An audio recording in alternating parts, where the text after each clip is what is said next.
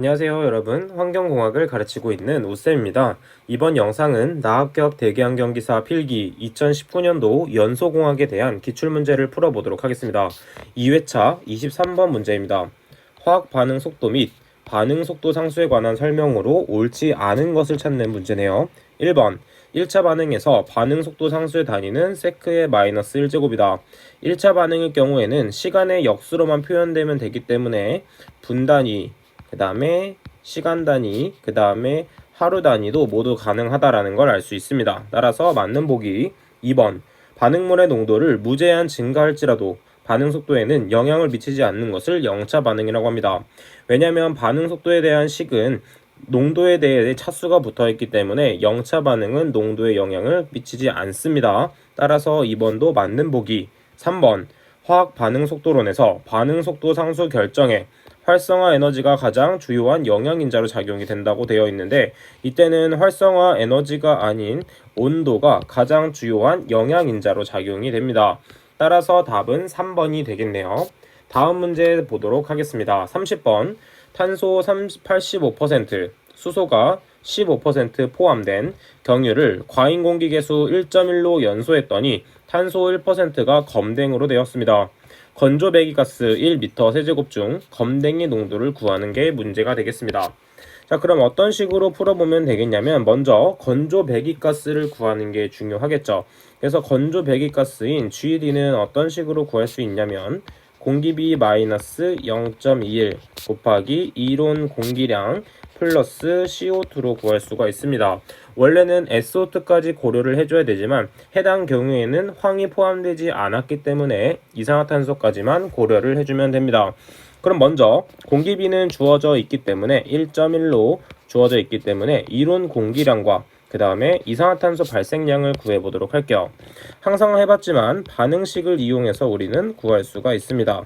첫 번째, 탄소는 공기 중에 산소와 연소하게 돼서 CO2가 형성이 됩니다.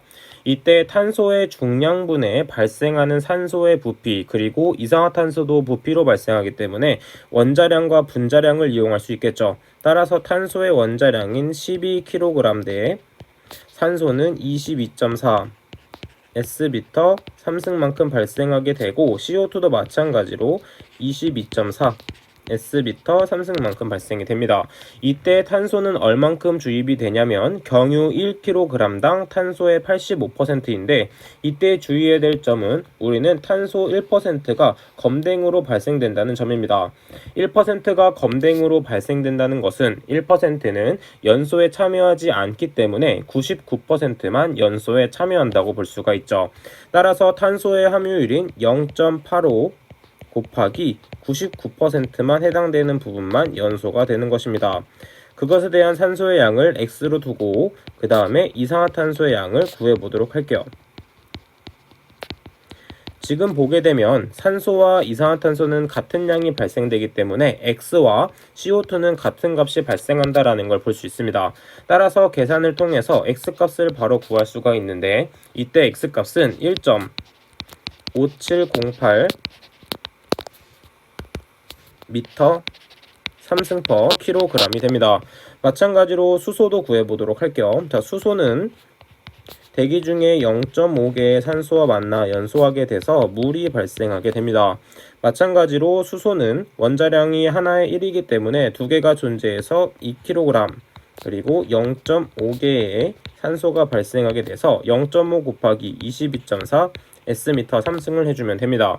이때는 건조 배기가스이기 때문에 물의 양은 구할 필요가 없는 것이에요. 자, 그래서 수소는 15%이기 때문에 0.15 kg per kg이 발생이 되며, 이때 산소는 Y만큼 발생이 됩니다.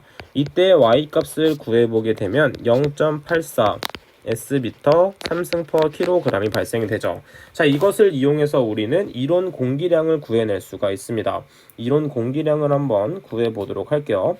이론 공기량은 이론 산소량 나누기 0.21이기 때문에 1.5708 더하기 0.84 나누기 0.21을 해주면 됩니다.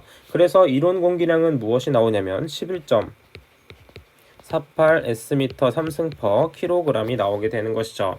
자, 이제 구해야 되는 것은 건조 배기가스는 바로 구할 수 있고 검댕의 농도를 구하는 게 좋습니다. 자, 검댕의 농도를 구하기 위해서는 검댕이 얼만큼 발생되는지를 구하는 것도 중요한 포인트가 되겠죠.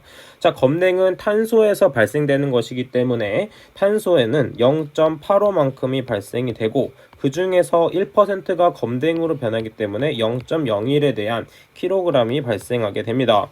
자, 이때 중요한 것은 검댕의 농도가 g/S미터 3승이기 때문에 이 kg을 g으로 단위 환산을 해줘야 됩니다. 따라서 10의 세제곱 g은 kg이기 때문에 이런 식으로 구하게 되면 8.5 g/kg이라는 값이 나오게 됩니다. 자, 그리고 우리가 구한 이론 공기량과 그 다음에 CO2 발생량을 이용해서 건조 배기가스량을 구해보도록 할게요. 자, 이때 공기비는 1.1, 그 다음 마이너스 0.21, 그 다음에 이론 공기량은 11.48, 그 다음에 CO2 발생량은 1.5708이 돼서 이때 건조 배기가스의 양은 11.788 S미터 3승/kg이 나옵니다. 따라서 우리가 구하고자 하는 것은 건조 배기가스 1m 세제곱 중에 검댕의 농도이기 때문에 GD분의 그 다음에 검댕으로 구할 수 있는 것이죠. 우리가 구한 것을 그대로 대입만 하면 되기 때문에 우리가 그대로 한번 대입만 해보도록 하겠습니다. 이때 건조 배기가스는 11.788이 들어가게 되고 검댕은 8.5를 대입하게 되면 값은 0.72g/S미터 3승이라는 값이 나오게 됩니다. 따라서 답은 1번이 되는 걸 알 수가 있죠. 다음 문제 보도록 하겠습니다. 37번 문제입니다. A의 기체연료 2m 3승을 분석한 결과 프로판은 1.3, 1.7, 그 다음에 일산화탄소는 0.15, 그 다음에 수소는 0.14, 그 다음에 산소는 0.01만큼 포함이 되어 있습니다. 따라서 각각의 반응식을 이용해서 이론 산소량을 구해내는 게 키포인트가 되겠죠. 먼저 이론 습연소 가스량이기 때문에 우리가 구해야 되는 것은 GOW를 구해야 됩니다. 이때는 이론이기 때문에 1을 사용하게 되고 1-0.1, 그 다음에 A0 플러스 이때는 탄소와 수소만 있기 때문에 이산화탄소와 물만 더해주면 되겠습니다. 자, 그럼 반응식을 이용해서 한번 보도록 할게요. 첫 번째 프로판입니다. C3H8. 자, 지금 보게 되면 산소의 몰비는 M 플러스 4분의 N으로 구한다는 걸 한번 했기 때문에 5개의 산소가 나온다는 거는 바로 구할 수 있고 3개의 이산화탄소와 그 다음에 4개의 물이 발생되는 것을 알 수 있습니다. 이때는 부피분의 부피이기 때문에 몰비를 이용해서 계산하는 것이 키포인트가 되겠어요. 따라서 이때는 1몰당 1.7 S미터 3승이 있기 때문에 이론 산소량은 5 곱하기 1.7, 그 다음에 이산화탄소는 3 곱하기 1.7, 물은 4 곱하기 1.7을 이용해서 계산을 할 수가 있습니다. 자, 그 다음에 두 번째 반응식인 일산화탄소는 대기 중에 0.5의 산소와 연소하게 돼서 CO2가 발생이 되는데 이때는 무엇이냐면 CO는 0.15 S미터 3승만큼 존재. 그 다음에 수소를 보게 되면 수소도 마찬가지로 0.5개의 대기 중에 산소와 연소하게 돼서 H2O가 발생하게 되고 이때 수소의 양은 0.14 S미터 3승만큼 존재하게 됩니다. 그 다음 마지막으로 존재하는 이 산소 부분은 연료에 존재하였을 경우에는 더하는 것이 아니라 빼줘야 되기 때문에 따로 생각을 해주면 되겠습니다.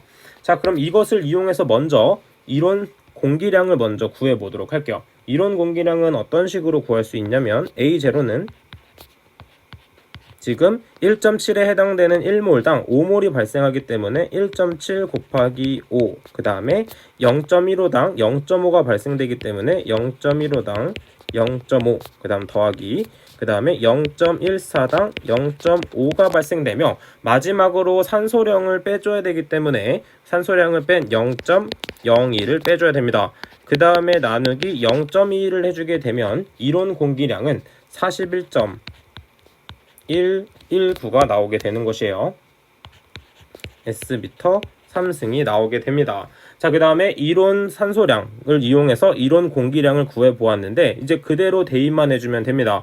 왜냐하면 CO2 발생량은 지금 CO2는 이때 프로판과 일산화탄소에서 발생하며 그 다음에 물 부분은 프로판과 수소에 대해서 발생하기 때문에 이론 공기량에서 구할 때 이론 산소량을 구한 것처럼 구해주면 됩니다. 따라서 우리는 GW를 바로 구할 수 있는 것이죠.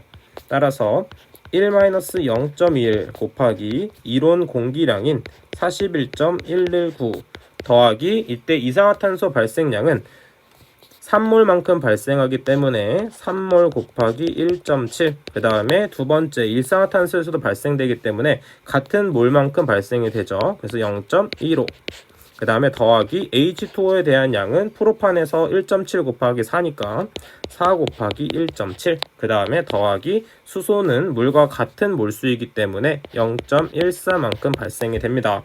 따라서 GOW는 무슨 값이 나오게 되냐면 44.67Sm 3승이 나오게 되는 것이죠. 따라서 답은 반올림을 한 45가 답이 되는 것입니다. 자, 그러면 다음 문제 보도록 하겠습니다. 38번 문제. 메탄이 30%, 그 다음에 에탄이 30%, 그 다음 프로판이 40%가 들어있는 혼합가스의 폭발 범위로 가장 적합한 것을 구하는 것입니다. 폭발 범위 구하는 공식은 제가 암기를 하라고 말씀을 드렸기 때문에 먼저 중요한 식인 폭발 범위에 대한 식을 적어 보도록 할게요.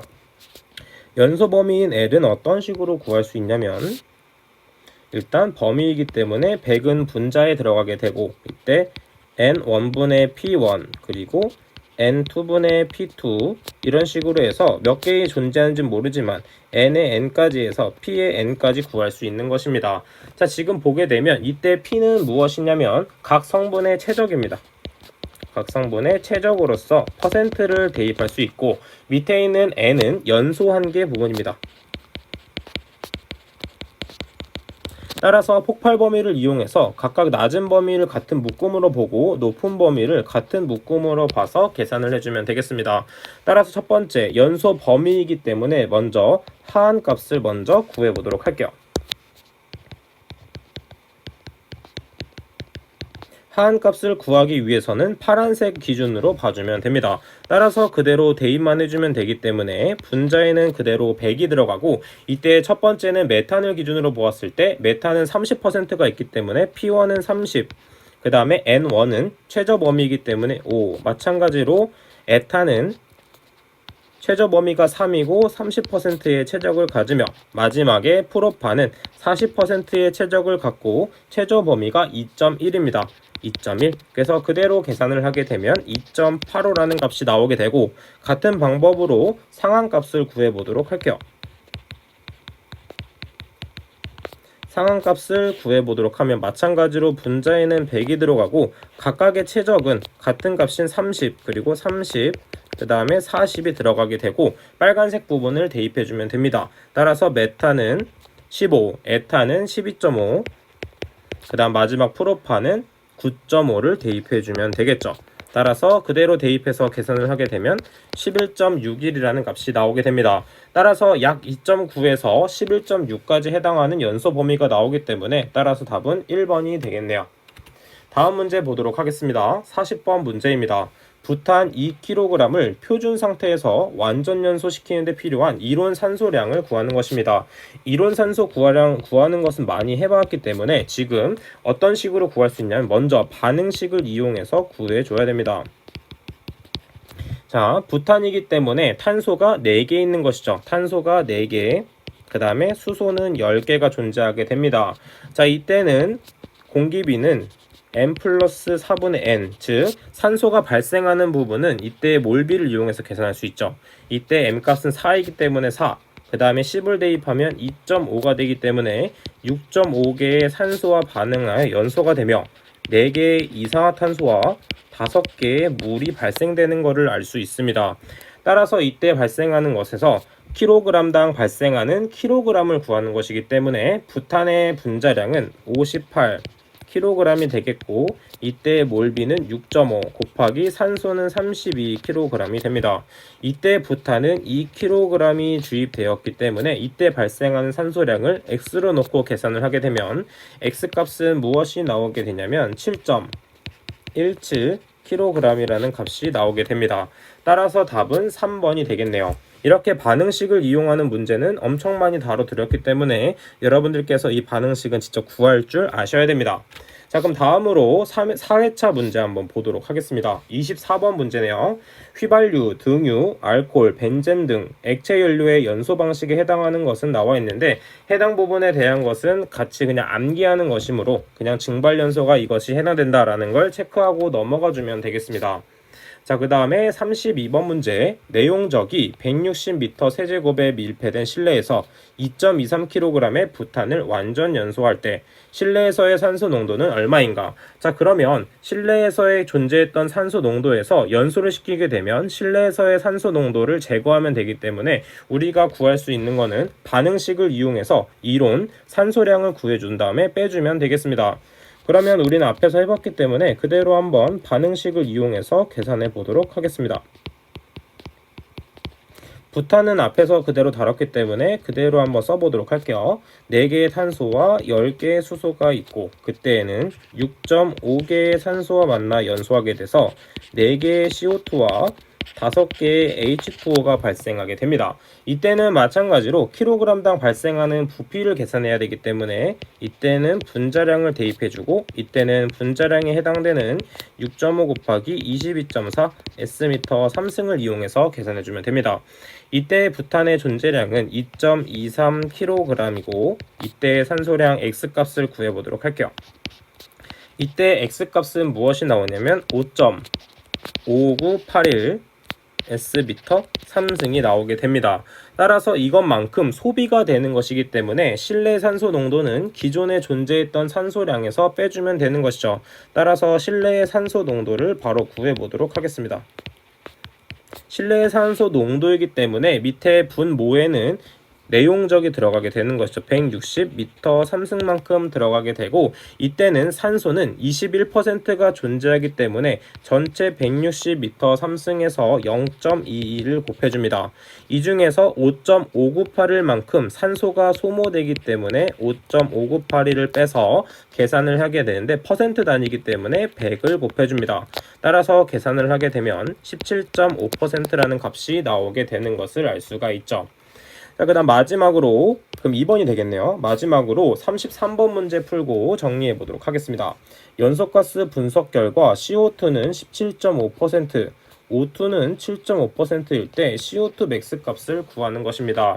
이거는 한번 앞에서 혼합된 문제로 다뤄드리긴 했었는데 중요하기 때문에 한 번 더 넣어 보았습니다. 최대 탄산가스량인 CO2 맥스를 한번 구해 보도록 할게요. CO2 맥스 퍼센트를 구하는 식을 한번 알아보도록 하겠습니다. 자, 이때 분자에는 어떤 것이 들어갔냐면 21, 그 다음에 CO2 플러스 CO를 해주면 되고, 분모에는 21 마이너스 O2 플러스 0.395, 그 다음에 CO를 해주면 됩니다. 지금 문제에서 주어진 것에서는 일산화탄소가 주어지지 않았기 때문에 해당 식에서 뒷부분을 빼줘서 계산을 해주면 됩니다. 따라서 그대로 대입만 해주면 되기 때문에 CO2 맥스 값을 가볍게 구할 수 있습니다. 어떤 식으로 구할 수 있냐면 바로 인자만 대입해주면 되겠죠. 21, 그 다음에 CO2는 17.5%, 그 다음에 일산화탄소는 없기 때문에 플러스 0, 그 다음에 21 빼기 산소 부분인 7.5를 빼주면 됩니다. 그대로 계산을 하게 되면 무엇이 나오게 되냐면 27.22%가 나오게 되는 것이죠. 따라서 답은 3번이 되겠습니다. 자, 이렇게 연소공항에 대한 2019년도 문제를 모두 풀어보았습니다. 이때 중복되는 문제가 있을 경우에는 이때 넣지 않았기 때문에 다른 회차에 대한 것을 보시면 되겠습니다. 자, 그러면 저는 여기까지 하도록 할게요. 감사합니다.